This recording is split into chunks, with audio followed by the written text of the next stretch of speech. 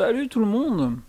On va revenir et on va surtout essayer d'analyser le match de hier soir entre le Milan AC et le Paris Saint-Germain. Déjà, en tant que supporter parisien, hier soir on a quand même été triste et on va commencer avec ça. Quand il y a une défaite, on est toujours triste. Quand il y a une défaite, on va essayer de voir un peu et d'analyser ce qui s'est passé hier soir. On va essayer de voir, d'analyser un peu ce PSG depuis le début de la saison et ce PSG dans la version comme on est actuellement. Donc on va commencer une défaite de 1. Bon, il y a quelques années, on aurait dit à Milan une défaite de 1, c'est pas mal, hein. On va pas non plus. Mais là, non, on peut pas en être satisfait de cette défaite, car on aurait pu ramener au minimum un match nul hier. Au minimum un match nul. Si on ne gagne pas, c'est vrai qu'on est à 2 matchs à l'extérieur, à Newcastle, où on prend une véritable raclée, et on est un match à l'extérieur à Milan. On ne gagne pas, mais on ne doit pas perdre. Si on veut être des champions, si on veut être une grande équipe, il faut surtout ne pas perdre. Et là, ce n'est pas normal qu'on perde hier encore à Milan dans un match comme ça. Alors on va commencer, on va aller tout de suite au départ, on va aller sur Luis Enrique.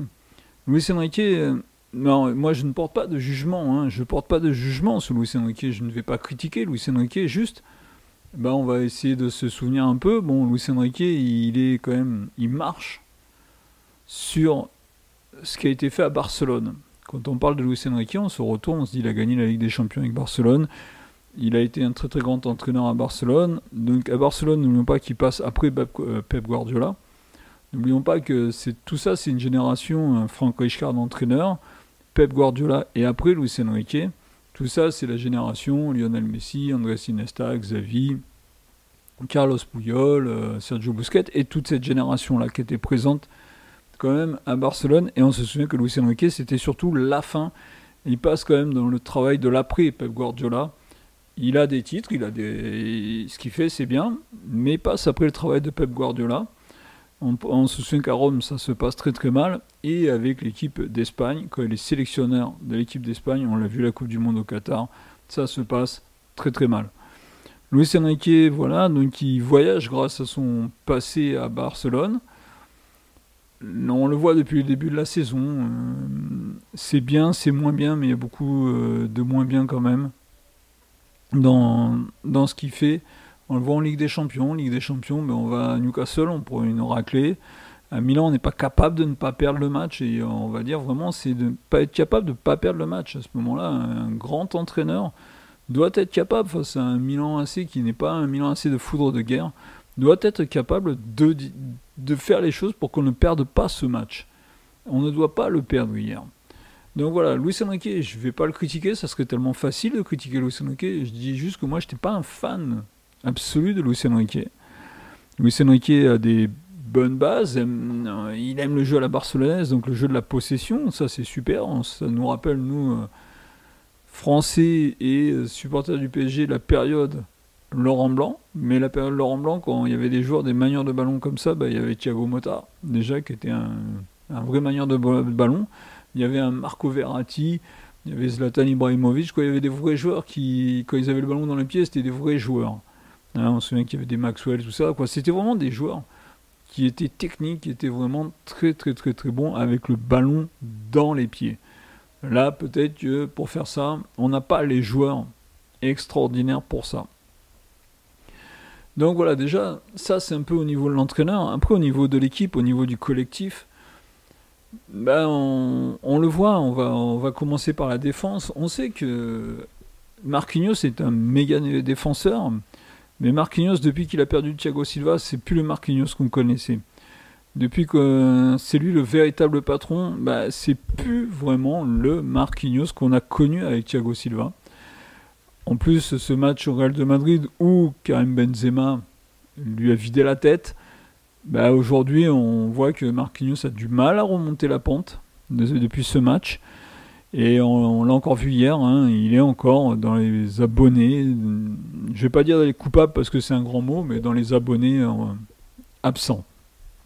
Skriniar en défense centrale, moi je reste Et on va y revenir encore, mais moi je reste avec le président du PSG que je trouve d'une incompétence totale. C'est lui, depuis 2 ans, qui le veut absolument. Skriniar, Milan Skriniar, il le veut absolument depuis 2 ans. Il était prêt à le payer des millions, encore un. Et moi, j'étais pas fan du joueur. Aujourd'hui, dans la défense centrale, je préférerais voir Lucas Hernandez que lui. Mais bon, enfin, voilà. Après, on va passer aussi sur le milieu du terrain, le milieu de terrain, donc Ugarte, Zaïre Emery et Vitinha. C'est pareil, je vais pas cracher dessus et là surtout pas parce que je pense que c'est l'avenir du PSG, ce milieu de terrain. Ces 3 joueurs sont l'avenir du PSG. Aujourd'hui, c'est peut-être un peu jeune pour aller dans un stade comme San Siro, qui reste quand même un monument du football. Voilà, ils sont arrivés, ils ont peut-être été pris par l'événement. Donc hier, on va surtout pas leur tomber dessus. Je vais surtout pas leur tomber dessus parce que je ne boulerai pas ce que j'ai aimé il y a une semaine. Manuel Ugarte, moi je reste, et je le dis encore, le joueur depuis qu'il est au PSG, donc ce n'est pas bien vieux, hein, il est là depuis cet été. Il a plus couru que tous les autres milieux de terrain qui sont passés au PSG depuis le départ de Blaise Matuidi. Depuis que Matuidi est parti, on n'a pas eu un milieu de terrain qui a couru autant, qui s'est donné autant dans le milieu de terrain du Paris Saint-Germain. Donc Blaise Matuidi, il n'est pas parti hier, hein, il est parti en 2017. Donc, voilà, on a un milieu de terrain qui est là, qui donne de sa personne, qui donne de son physique. On va pas le critiquer, je ne surtout pas le critiquer. Après, Vitinha et Zaïre Emery, ce sont 2 très très bons joueurs. Il faut juste qu'ils prennent de l'expérience, surtout pour Zaïre Emery qui est vraiment très très jeune. Donc voilà, là le contexte San Siro a peut-être un peu bloqué certaines jambes. Dembélé, ça reste un super joueur, hein. Là aujourd'hui on se focalise beaucoup sur le Dembélé qui ne marque pas, mais Dembélé fait des bonnes choses. Franchement, c'est peut-être l'attaquant, moi là sur le match d'hier, que j'ai trouvé le mieux. Ou on va dire que Dembélé il fait des bonnes choses, des très très bonnes choses à 40-30 mètres du but, et puis c'est vrai que quand il arrive dans la zone importante, hein, dans la zone de vérité comme on dit, bah, c'est là qu'il se loupe généralement. C'est là qu'il va falloir pour Dembélé, mais il est encore jeune, donc c'est là qu'il doit progresser. Et c'est là généralement qu'il a ses manques, et c'est là aujourd'hui où on a tendance à le critiquer. Kylian Mbappé, bah, pour ceux qui me connaissent le savent, je ne suis pas un fan absolu de Kylian Mbappé. Ça reste un méga joueur, ça reste un super joueur. Mais dans des matchs comme ça, je pense que Kylian Mbappé, il veut tellement se montrer, il veut tellement en faire, il veut tellement être celui qui porte le PSG, ben, qu'il s'étouffe tout seul. Je pense que Kylian Mbappé, le jour qu'il va comprendre que c'est pas lui tout seul qui doit porter le PSG, que c'est tout le collectif, comme avec l'équipe de France, quand on le voit avec l'équipe de France, ce qu'il est capable de faire dans des matchs importants avec l'équipe de France. C'est dommage, c'est qu'aujourd'hui au PSG, il n'arrive pas à le transmettre, ça.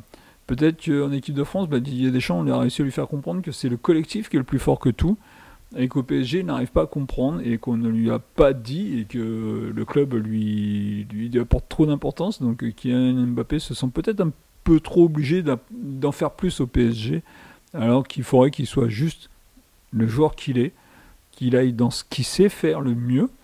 Et ce qu'il sait faire le mieux, c'est de prendre les espaces, de prendre des espaces, d'aller vite devant le but et de finir, parce que c'est quand même un finisseur.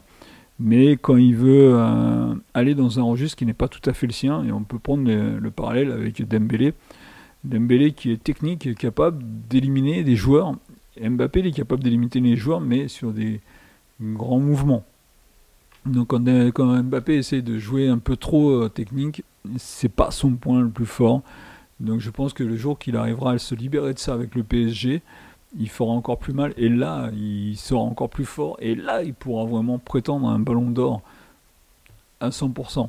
On voit dans un registre différent. Haaland, ce qu'on lui demande, Haaland, c'est d'être finisseur. On le voit hier, hein, dans le match de Manchester City, il est finisseur.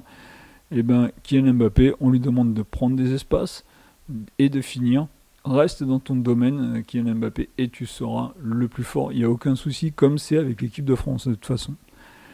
Et on va finir avec Randal Colomani.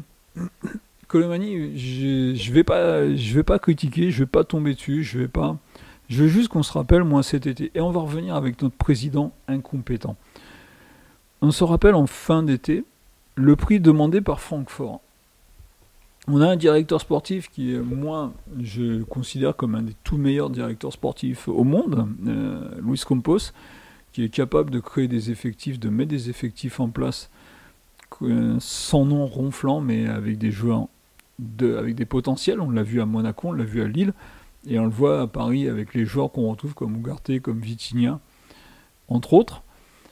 Mais on a par-dessus ça un président qui est incompétent, qui ne comprend rien.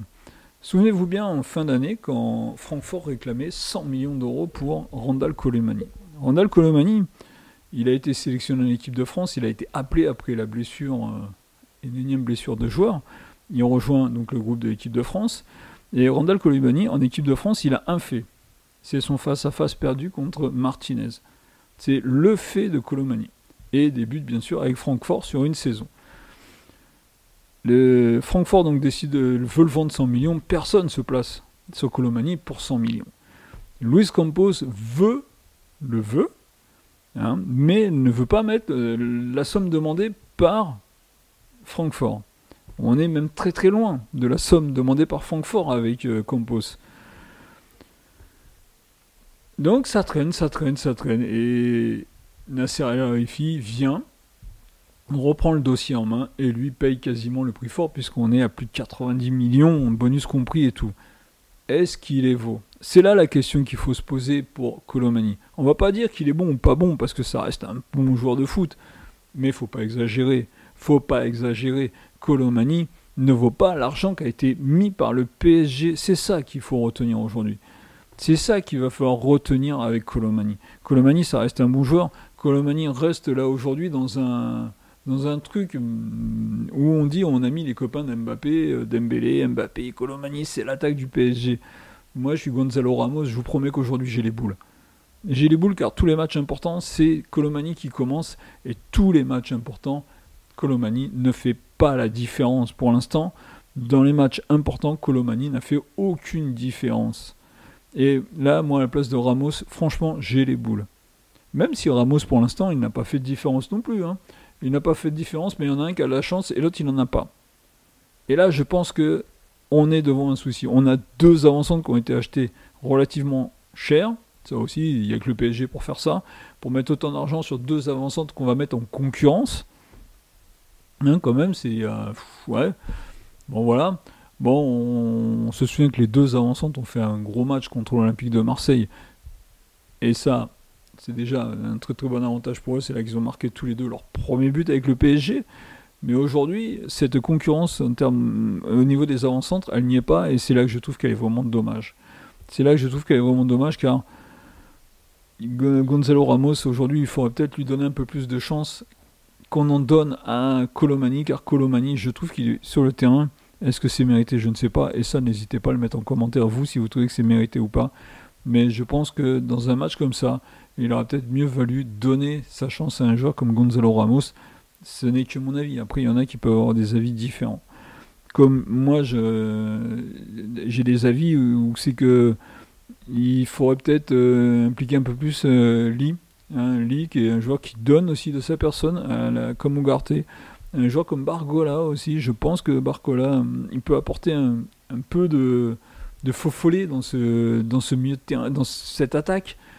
Je sais pas, il va falloir quand même réfléchir à certaines choses. Et cet hiver, au mercato d'hiver, le seul recrutement qu'il doit y avoir, c'est un défenseur central. C'est un défenseur central car aujourd'hui, on ne peut pas aller avec Marquinhos, on ne peut pas aller avec Skriniar. J'adore Danilo, c'est un joueur avec une méga mentalité, mais c'est pareil, on ne peut pas aller avec Danilo. Dans une défense centrale, comme ça, on ne peut pas aller loin en Ligue des Champions. Maintenant, je vais vous donner, moi, aujourd'hui, gagner la Ligue des Champions avec l'effectif qu'on a, j'adorerais, je vous promets que j'adorerais, en tant que Parisien, moi, en tant qu'habitant de la région parisienne, j'adorerais qu'on gagne avec Ousmane Dembélé, Kylian Mbappé et Colomani, Zaïre Emery. J'adorerais, je vous promets que je l'adorerais. Mais aujourd'hui, je pense qu'on n'a pas l'effectif. pas l'expérience pour, mais finir 3e et aller en Europa League. Et gagner l'Europa League. Gagner enfin une Coupe d'Europe. Ce ne sera que l'Europa League. Ce ne sera pas la Ligue des Champions, on est d'accord. Mais pourquoi pas? Pourquoi ne pas gagner cette Europa League? Voilà, on finit 3e, le PSG finit 3e, ils sont reversés en Europa League et essayer d'aller la gagner. Ça serait super. Ça serait super, ça serait aussi beau. Moi, je me souviens quand le PSG a gagné la Coupe des Coupes, je m'en souviens, c'était super. Donc pourquoi pas partir sur cette idée-là, hein, se dire voilà, allez, cette année, on va gagner de l'expérience, on gagne de l'expérience, de toute façon, on gagne l'Europa League, on gagne de l'expérience. Ça serait, je pense, un très très bon point. Donc n'hésitez pas à laisser en commentaire ce que vous avez pensé de ce que je viens de dire par rapport au match d'hier.